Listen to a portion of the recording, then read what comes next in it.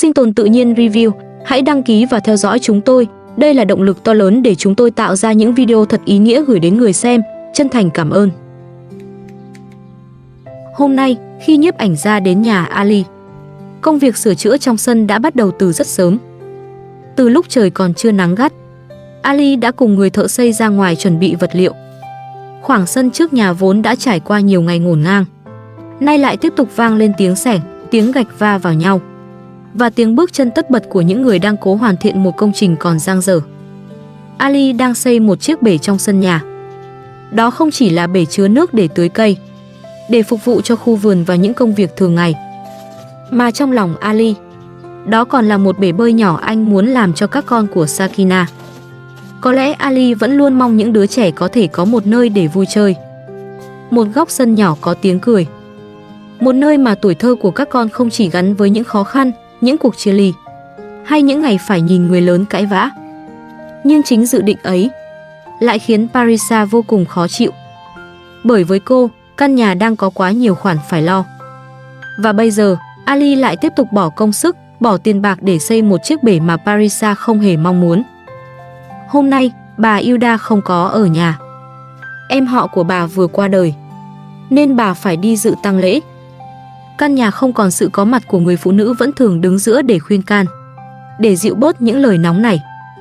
Vì vậy, ở nhà chỉ còn Ali và Parisa. Không khí vốn đã căng thẳng, lại càng dễ trở nên nặng nề hơn. Ali và người thợ tranh thủ ăn ở ngoài sân. Một bữa sáng đơn giản, vài món ăn được đặt vội bên cạnh dụng cụ xây dựng. Họ ăn nhanh để còn tiếp tục công việc. Bởi dưới cái nắng ngày một gắt, không ai muốn để việc sửa bể kéo dài quá lâu. Ăn xong, Ali cùng người thợ lập tức bắt tay vào làm. Người thợ kiểm tra từng phần của bể, từ nền đáy, những mép tường, cho đến lớp chống thấm cần phải xử lý cẩn thận. Công việc này không hề đơn giản. Một chiếc bể nếu làm không đúng, nước có thể thấm ra ngoài, gạch có thể bong, lớp nền có thể nứt, và tất cả công sức, tiền bạc bỏ ra sẽ trở thành vô ích. Vì vậy, dù Ali rất chăm chỉ, anh cũng hiểu rằng có những phần việc mình không thể tự làm. Anh vẫn phải dựa vào kinh nghiệm của người thợ. Một lúc sau, Parisa từ trong nhà bước ra. Cô đi thẳng về phía Ali. Gương mặt cô hiện rõ sự bức bối. Parisa nói rằng cô muốn nói chuyện với Ali. Ali dừng tay, hỏi cô có chuyện gì. Nhưng điều Parisa muốn nói vẫn là chuyện chiếc bể bơi. Cô không muốn Ali tiếp tục sửa ở khu vực này. Cô không hiểu vì sao anh phải tốn nhiều tiền đến thế cho một chiếc bể mà theo cô là không cần thiết. Có lẽ Parisa không chỉ đang phản đối việc xây bể, mà cô còn cảm thấy những quyết định quan trọng trong căn nhà này đều được Ali tự mình đưa ra. Cô đứng ngay bên cạnh, nhưng dường như không có tiếng nói. Ali nghe Parisa nói, rồi anh đáp rằng việc xây bể này anh bắt buộc phải làm. Có những điều Ali đã tính toán từ trước. Có những việc anh tin là cần thiết cho căn nhà, cho khu vườn và cho tương lai của những đứa trẻ. Sau đó, Ali bảo Parisa vào nấu cơm. Anh nói anh sẽ đặt thức ăn từ bên ngoài về. Parisa chỉ cần lo phần cơm là được. Nhưng Parisa lập tức từ chối. Cô nói cô không muốn nấu cơm. Cuộc nói chuyện kết thúc chóng vánh, nhưng sự khó chịu vẫn ở lại. Nó nằm trong ánh mắt của Parisa, trong giọng nói mệt mỏi của Ali, và trong sự im lặng ngượng ngùng của người thợ đang đứng bên cạnh. Sau khi Parisa vào nhà, Ali lại tiếp tục phụ người thợ làm việc. Họ phải xử lý kỹ phần chống thấm, từng chỗ tiếp giáp giữa các viên gạch, từng khe nhỏ, từng lớp nền bên trong bể. Đó là việc đòi hỏi sự kiên nhẫn. Không thể làm qua loa, không thể nóng vội, bởi một sai sót rất nhỏ hôm nay cũng có thể khiến cả công trình hư hỏng về sau. Một lúc sau, Parisa lại bước ra ngoài. Lần này, cô không chỉ tiếp tục cãi nhau với Ali, mà còn nói những lời khó nghe với cả người thợ. Có lẽ mọi sự bực bội cô tích tụ trong lòng từ trước đến giờ đều bùng lên trong khoảnh khắc ấy. Ali nghe vậy thì không thể im lặng. Anh bảo Parisa hãy nói chuyện bình tĩnh hơn. Anh nhắc rằng hôm nay bà Hilda không có nhà. Anh đang phải tự mình lo mọi việc. Và anh mong Parisa có thể phụ giúp anh một chút. thay vì khiến không khí trở nên căng thẳng hơn. Ali cũng nói rằng hành động của Parisa khiến anh mất mặt trước người thợ. Rồi anh bảo cô vào nhà lo nấu cơm. Đừng tiếp tục làm phiền anh và người thợ đang làm việc. Parisa cuối cùng cũng quay vào trong. Khoảng sân lại chỉ còn Ali, người thợ, và những vật liệu xây dựng còn ngổn ngang dưới nắng. Ali quay sang xin lỗi người thợ về hành vi của Parisa. Anh nói rằng Parisa đang mang thai. Có lẽ vì cơ thể mệt mỏi, vì những thay đổi trong lòng và những mâu thuẫn chưa được giải quyết, nên cô dễ nóng nảy hơn bình thường. Người thợ hiểu ý. Anh không để bụng, bởi người đàn ông ấy cũng biết mỗi gia đình đều có những câu chuyện riêng. Có những căng thẳng không phải người ngoài nhìn vào là có thể hiểu hết. Sau đó, Ali nói với người thợ rằng anh muốn mua một chiếc máy bơm lớn hơn. Anh định đặt máy bơm gần bể, để sau này việc dẫn nước, chứa nước và tưới cây được thuận tiện hơn. Người thợ cũng cho rằng dùng máy bơm là cách hiệu quả nhất, bởi chiếc bể này không chỉ để bơi, nó còn phải thực sự hữu ích cho cuộc sống hàng ngày. Người thợ nói thêm rằng lát nữa họ cần pha bột trà giòn để đổ vào những khe gạch, và để phần bể chắc chắn hơn, sạch hơn, tốt nhất nên dùng xi măng trắng. Ali lặng lẽ nghe người thợ giải thích, rồi nhìn lại chiếc bể vẫn còn dang dở trước mặt. Có lẽ với người khác, đó chỉ là một công trình nhỏ trong sân. Nhưng với Ali, đó là công sức, là những khoản tiền anh chắt chiu, là mong muốn làm cho căn nhà này tốt hơn từng chút một. Dù trong nhà vẫn còn nhiều lời cãi vã, dù Parisa chưa thể hiểu được những dự định của anh, dù bà Hilda hôm nay không có ở đây để chia sẻ gánh nặng, Ali vẫn tiếp tục làm. Bởi có những người đàn ông không biết cách nói ra nỗi lo của mình. Họ chỉ biết cúi xuống làm việc, xây thêm một bức tường, sửa lại một khoảng sân, hoàn thiện một chiếc bể, và hy vọng rằng giữa những điều còn dang dở trong cuộc sống, sẽ có một ngày căn nhà này thật sự trở thành nơi bình yên cho tất cả những người mà anh yêu thương. Sau một buổi sáng làm việc dưới cái nắng gắt, Ali và người thợ cuối cùng cũng tạm dừng tay để vào nhà ăn trưa. Ali và người thợ chỉ tranh thủ nghỉ một lát, ăn một bữa cơm đơn giản để lấy sức, rồi lại tiếp tục quay ra ngoài làm việc. Còn Parisa, cô vẫn giữ sự bực bội từ sáng đến giờ. Có lẽ cô không chỉ khó chịu vì tiếng máy móc, cũng không chỉ vì căn nhà bị xáo trộn bởi việc sửa chữa, mà sâu trong lòng cô, chiếc bể nước ấy dường như là biểu tượng của một điều khiến cô không thể chấp nhận. Ali đang bỏ tiền để xây một nơi mà cô cho rằng không cần thiết. Vì thế, Parisa không muốn ngồi ăn chung. Cô tách mình ra khỏi bữa cơm. Trong căn nhà nhỏ, mỗi người một suy nghĩ, mỗi người một nỗi bức bối chưa biết phải nói thế nào. Ăn trưa xong, Ali và người thợ lại trở ra sân. Tiếng bước chân lại vang trên nền đất. Tiếng dụng cụ lại bắt đầu vang lên. Ali nhìn phần nền gần bể rồi hỏi người thợ, có thể dùng máy cắt gạch lát một đoạn nhỏ gần sân được không? Người thợ nghe vậy liền lắc đầu. Anh nói phần mép bể nhất định phải thật phẳng, không thể làm qua loa, không thể chỉ lát một phần nhỏ rồi bỏ dở. Bởi nền sân và bể bơi là hai khu vực khác nhau. Phần sân phải được đổ xi măng cho chắc chắn, còn phần bể cần được xử lý kỹ hơn. Người thợ cũng giải thích rằng vữa phải được trộn thật đặc, sau đó mới đổ lên nền gạch. Có như vậy, lớp chống thấm mới bền, mới không bị nước phá hỏng chỉ sau một thời gian ngắn sử dụng. Ali nghe rất chăm chú. Anh hiểu rằng nếu đã làm, thì phải làm cho chắc, bởi số tiền bỏ ra không hề ít. Mà căn nhà này là thành quả của biết bao ngày anh cùng bà Hilda chắt chiu, sửa sang và gìn giữ. Một lát sau, Parisa lại từ trong nhà bước ra, gương mặt đầy khó chịu. Rồi cô than phiền, cái máy này làm mình đau đầu quá. Có lẽ tiếng máy cắt gạch, tiếng đục, tiếng va chạm ngoài sân đã khiến cô không thể chịu đựng thêm. Ali nghe vậy liền đưa Parisa sang một bên để nói chuyện. Có lẽ anh không muốn mọi lời qua tiếng lại tiếp tục diễn ra trước mặt người thợ. Nhưng Parisa không cho Ali chạm vào mình. Cô tỏ rõ sự xa cách. Cô nói rằng cô ghét tiếng ồn của những dụng cụ này, ghét việc căn nhà lúc nào cũng đầy bụi đất, ghét cảm giác Ali chỉ quan tâm đến công trình ngoài sân. mà không thật sự để ý đến sự khó chịu của cô. Những lời ấy khiến Ali vô cùng ngượng ngùng. Người thợ vẫn đứng ở đó. Dù anh cố giữ im lặng, Ali vẫn cảm thấy mình bị đặt vào một tình huống khó xử. Nhưng rồi Ali lại nhớ Parisa đang mang thai. Anh không muốn cô bị kích động, không muốn cuộc cãi vã khiến cô mệt mỏi hơn. Vì vậy, anh cố gắng nhẫn nhịn.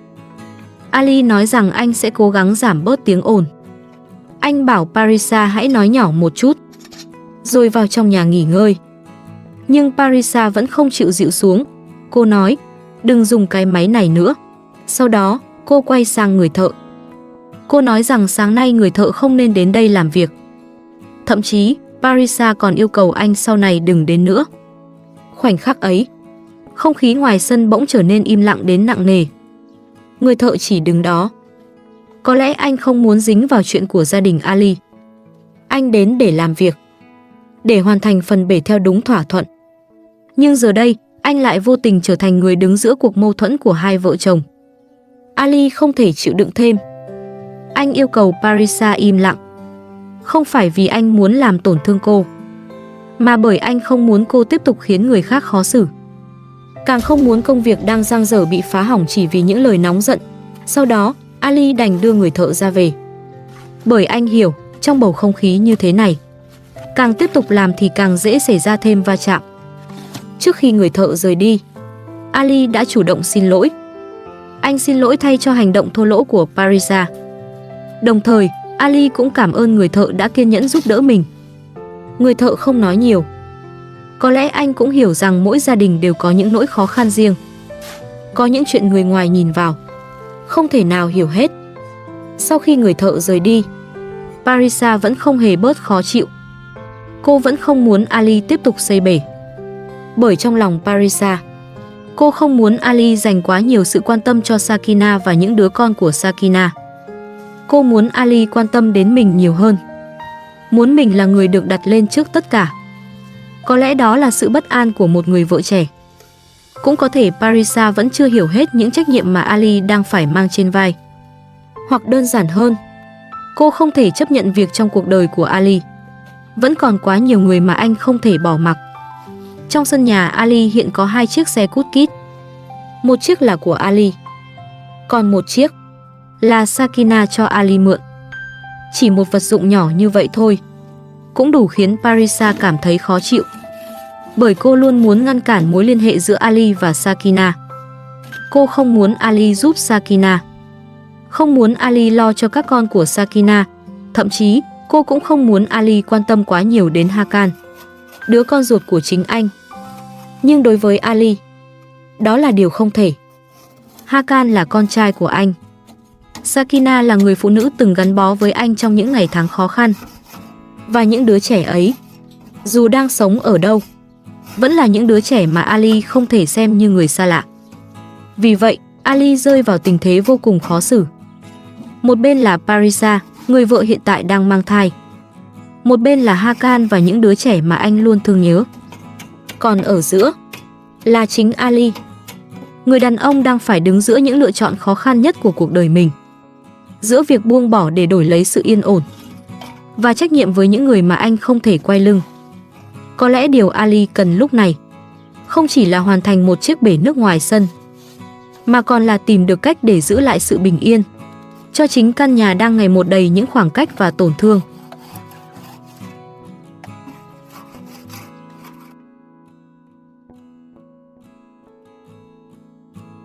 Hôm nay, khi nhiếp ảnh gia đến nhà Sakina như mọi khi, không khí trong căn nhà nhỏ dường như trầm lắng hơn rất nhiều. Sakina vừa nhận được một tin buồn. Một người họ hàng trong gia đình cô đã qua đời vì bệnh tim. Tin dữ đến quá bất ngờ. Và với Sakina, người vốn đã trải qua quá nhiều áp lực trong suốt thời gian qua, nỗi buồn ấy lại càng khiến lòng cô nặng trĩu. Có lẽ năm nay thật sự là một năm quá khắc nghiệt với Sakina. Hết những tranh chấp với Karim, hết nỗi lo về căn nhà cũ, rồi đến những khoản tiền phải xoay sở từng ngày. Giờ đây, cô lại phải nghe tin một người thân ra đi mãi mãi. Có những nỗi đau không ồn ào, không khiến người ta gào khóc ngay lập tức, nhưng nó cứ lặng lẽ nằm lại trong lòng, khiến mỗi việc mình làm cũng trở nên mệt mỏi hơn. Dù vậy, Sakina vẫn không có nhiều thời gian để chìm trong buồn bã. Bởi trước mắt cô vẫn còn rất nhiều việc phải chuẩn bị. Nhiếp ảnh gia đã giúp Sakina gọi máy cày đến để san phẳng mảnh đất mới. Đó là mảnh đất mà Sakina đang hy vọng sẽ trở thành một khởi đầu khác cho mẹ con cô.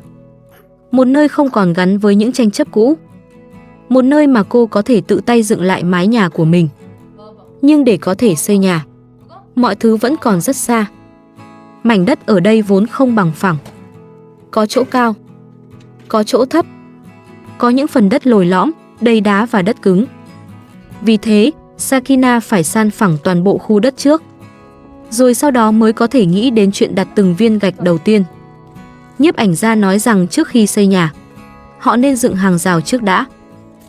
Bởi khi khu đất chưa có ranh giới rõ ràng, mọi việc về sau sẽ càng dễ phát sinh rắc rối. Một hàng rào không chỉ để bảo vệ mảnh đất, mà còn là cách để Sakina xác định rằng đây là nơi cô muốn bắt đầu lại cuộc đời. Đây là chỗ mà cô muốn giữ lại cho các con. Đây là mảnh đất mà cô không muốn một lần nữa bị ai đó lấy mất bằng những lời nói hay giấy tờ mập mờ. Sakina hiểu điều đó. Vì vậy, cô nói mình cần phải đến gặp chủ đất. Cô muốn mọi thứ phải rõ ràng. Muốn được xác nhận tình trạng của mảnh đất. Muốn có người ghi nhận lại hiện trạng. Muốn quay video. Muốn kiểm tra giấy tờ thật kỹ. Bởi sau những gì đã xảy ra với căn nhà cũ, Sakina nhờ nhiếp ảnh gia rằng nhất định phải đăng ký giấy tờ vào hệ thống. Cô không muốn hồ sơ có bất kỳ sai sót nào. Không muốn đến một ngày nào đó mình lại phải đứng trước một tình huống bất lực chỉ vì thiếu một giấy xác nhận. Chỉ vì giấy tờ không được đăng ký đầy đủ. Nhiếp ảnh gia hiểu nỗi lo ấy. Anh nói sẽ giúp Sakina đăng ký mọi thứ cẩn thận. Sẽ hoàn thành đầy đủ các thủ tục cần thiết. Bởi có lẽ anh cũng hiểu, mảnh đất này không chỉ là một khu đất trống. Đó là hy vọng cuối cùng mà Sakina đang cố giữ cho tương lai của các con. Sau khi giấy tờ hoàn thành, việc tiếp theo sẽ là san phẳng cả khu vực. Số gỗ đang để trên đất cũng phải được chuyển sang chỗ khác. Không thể để chúng nằm lộn xộn giữa nền đất đang cần được làm lại.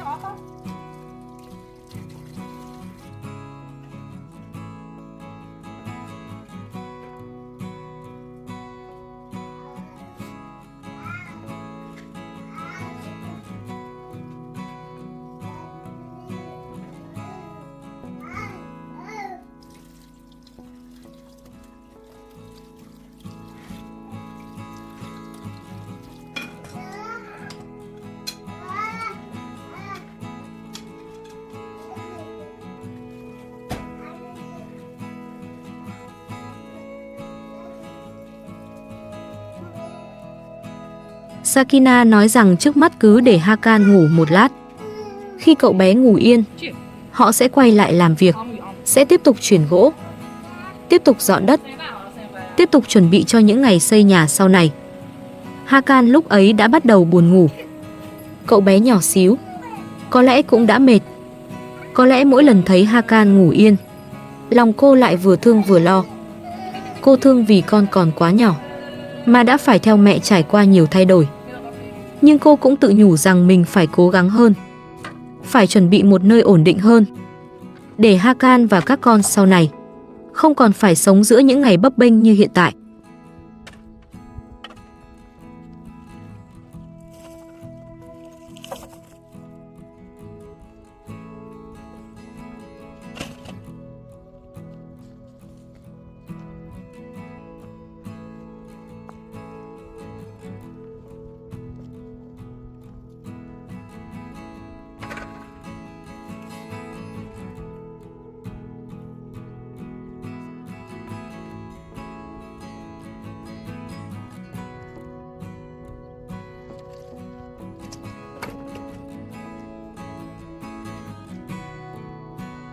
Một lúc sau, Sakina quay vào nhà.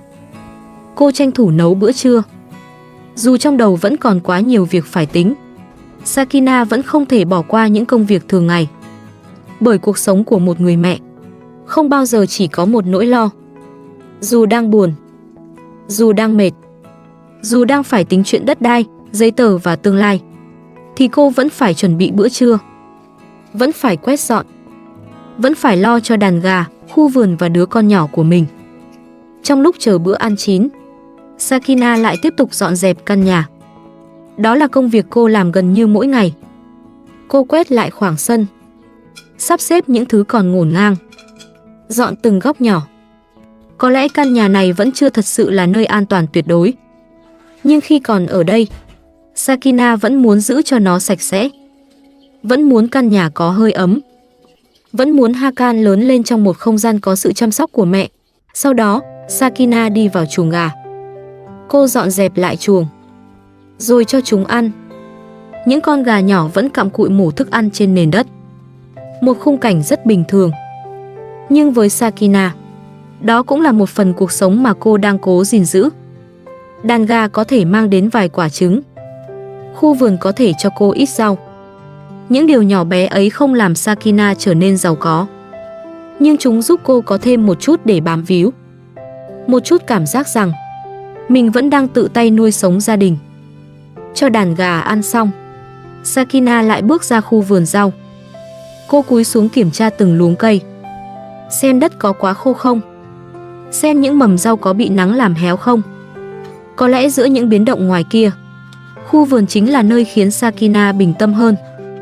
Chỉ cần được tưới nước, được chăm sóc, chúng sẽ âm thầm lớn lên, giống như Sakina vẫn đang cố gắng mỗi ngày. Sau một hồi tất bật, Sakina mới ngồi xuống ăn trưa. Bữa cơm không quá cầu kỳ, nhưng sau một buổi sáng đầy nỗi lo, có lẽ nó cũng là khoảng thời gian hiếm hoi để cô ngồi yên. Trong lúc ăn, Sakina nói với nhiếp ảnh gia rằng sau bữa trưa, cô muốn đến nhà Karim. Cô muốn xem tình hình của Zoya. Tin nhắn trước đó vẫn khiến lòng cô không yên. Cô không biết con gái bị ngã có đau nhiều hay không, có được chăm sóc cẩn thận hay không. Và dù cô vẫn nghi ngờ Karim có thể đang tính toán điều gì đó, Sakina vẫn không thể mặc kệ. Bởi Zoya là con gái của cô, là đứa trẻ mà Sakina luôn nhớ thương. Cô cũng muốn tranh thủ thăm Rachel và Asam, muốn tận mắt nhìn thấy các con, muốn biết chúng đang sống ra sao, muốn nghe giọng nói của chúng, muốn được ở gần các con dù chỉ trong một khoảng thời gian ngắn. Có lẽ Sakina biết, mỗi lần bước vào nhà Karim, cô đều phải chuẩn bị tinh thần cho những điều khó khăn. Những lời nói có thể khiến cô tổn thương, những căng thẳng chưa bao giờ thật sự biến mất. Nhưng lần này, cô đến vì các con, vì Zoya, vì Rachel, vì Asam, và bởi với một người mẹ như Sakina. Dù cuộc đời có đẩy cô đi xa đến đâu, trái tim cô vẫn luôn tìm đường quay về với những đứa con của mình. Sau khi dọn dẹp lại nhà cửa, Sakina đưa bé Hakan lên đường đến nhà Karim. Suốt quãng đường đi, lòng cô không thể nào yên ổn. Sakina vẫn phải đến. Bởi với một người mẹ, chỉ cần nghe tin con mình không khỏe, mọi nỗi sợ hãi đều phải tạm gác lại. Đến trước nhà Karim, Sakina bước đến gõ cửa. Cô gõ rất lâu. Mỗi phút chờ đợi trôi qua đều khiến lòng cô thêm nặng nề.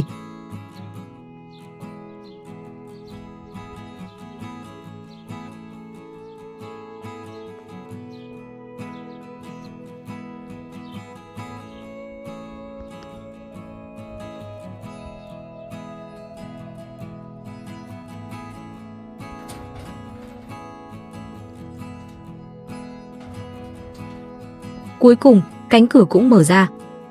Karim bước ra cùng 3 đứa trẻ. Karim nhìn Sakina, lạnh lùng hỏi: cô đến đây làm gì? Sakina cố giữ bình tĩnh. Cô nhìn các con rồi nói: tôi muốn đến thăm bọn trẻ. Thế nhưng Karim lại nhìn sang Hakan. Karim nói: lần sau đến, đừng đưa con Ali theo. Nếu không tôi sẽ không cho cô gặp các con. Lời nói ấy khiến Sakina đau lòng. Hakan tuy là con trai của Ali, nhưng cậu bé vẫn là em của Zoya, Rachel và Asam. Sakina ôm Asam, nhưng cậu bé lại bật khóc. Asam không muốn được gần mẹ. Có thể cậu bé đang sợ hãi, cũng có thể cậu chưa hiểu vì sao mẹ lại rời xa mình. Nhìn Asam khóc, Sakina đau đến nghẹn lòng. Nhưng Karim lại lạnh lùng nói: bọn trẻ không thích cô. Asam không thích cô ôm đâu. Sakina nhìn kỹ 3 đứa trẻ. Cô nhận ra mái tóc của các con có vẻ rối. Rồi cô lo lắng khi thấy mặt Rachel có điều gì đó không ổn. Sakina hỏi: sao các con không chải tóc vậy? Mặt Rachel bị sao thế? Nhưng Karim lập tức cắt ngang. Ông ta nói: không phải việc của cô. Gặp bọn trẻ xong thì đi đi. Sakina không muốn tranh cãi trước mặt các con. Cô cố kiềm lại sự uất ức trong lòng, rồi nói: đừng cãi nhau trước mặt bọn trẻ. Tôi muốn gặp các con. Tôi không đến đây để gặp anh. Tôi muốn nói chuyện với các con. Có lẽ Sakina chỉ mong được đứng cạnh các con thêm vài phút. Cô gặp các con rồi, giờ đi đi. Sao cô lại đưa Hakan đến đây? Cô chỉ nên đến đây một mình. Sakina nhìn Karim. Rồi cô nói rõ: Hakan cũng là em của bọn trẻ. Anh không có quyền cấm cản. Sau đó, Sakina gọi các con lại gần mình. Cô bảo các con hãy ôm mẹ một chút. Giọng cô nhỏ nhẹ, đầy yêu thương. Mẹ nhớ các con lắm. Rồi Sakina dặn các con nhớ phải chải tóc mỗi ngày. Đó chỉ là một lời dặn rất nhỏ. Nhưng phía sau lời dặn ấy là nỗi lo của một người mẹ, không thể ở cạnh để tự tay chăm chút cho các con mình. Cô muốn được nhìn các con sạch sẽ, muốn các con khỏe mạnh, muốn mỗi ngày chúng vẫn được chăm sóc tử tế, dù mẹ không thể ở đó. Đúng lúc ấy, Karim lại nói: cô phải mau chóng dọn đi. Câu nói ấy lập tức chạm vào nỗi uất ức sâu nhất trong lòng Sakina. Cô không thể im lặng thêm nữa. Sakina nói: im đi, anh là kẻ phạm tội. Anh biết căn nhà đó là của tôi. Tôi không hiểu anh đã dùng thủ đoạn gì để chiếm lấy nhà của tôi. Nhưng Karim vẫn thản nhiên đáp lại: nhà này được đăng ký dưới tên tôi trong hệ thống. Cô đã gặp bọn trẻ rồi. Giờ cút đi, đừng bao giờ đến đây nữa. Rồi Karim đóng sầm cánh cửa lại. Chỉ trong khoảnh khắc, Sakina lại bị ngăn cách với chính những đứa con của mình. Cánh cửa khép lại, nhưng nỗi đau trong lòng cô thì vẫn còn đó. Sakina đành đưa Hakan trở về nhà. Trên đường về, cô gần như không nói gì. Có lẽ trong đầu cô vẫn là hình ảnh Zoya, là gương mặt Rachel, là tiếng khóc của Asam khi cô vừa ôm con vào lòng. Khi về đến nhà, Sakina không thể giấu được sự xót xa. Cô nghĩ đến tình trạng ngoài da của Zoya. Không biết con có được chữa trị, được chăm sóc cẩn thận hay không. Dù bị Karim đuổi đi, dù không thể ở bên các con mỗi ngày, Sakina vẫn luôn nghĩ về chúng. Cô sẽ không bỏ mặc các con. Cô chưa bao giờ muốn buông bỏ các con. Nhưng trong hoàn cảnh hiện tại, Sakina gần như không thể làm gì hơn. Bởi bản thân cô cũng đang vô cùng bế tắc. Cô vẫn chưa có một căn nhà ổn định, chưa có đủ tiền, chưa có đủ điều kiện để đưa các con trở về sống cùng mình. Điều đó khiến Sakina đau đớn hơn bất cứ lời trách móc nào. Một người mẹ có thể chịu nghèo khó, có thể chịu cô đơn, có thể tự mình làm việc từ sáng đến tối. Nhưng cảm giác nhìn các con ở xa mà không thể bảo vệ chúng là nỗi đau không gì bù đắp được. Vì vậy, Sakina chỉ biết cầu nguyện mỗi ngày. Cầu cho Zoya sớm khỏe hơn. Cầu cho Rachel và Asam được bình an. Cầu cho những rắc rối với Karim rồi sẽ có ngày được giải quyết. Và cô cũng cầu mong một ngày nào đó, mẹ con cô sẽ không còn phải đứng nhìn nhau qua một cánh cửa đóng kín, mà sẽ lại có thể sống cùng nhau trong một mái nhà bình yên, nơi không còn nước mắt, không còn sợ hãi và không còn những cuộc chia xa.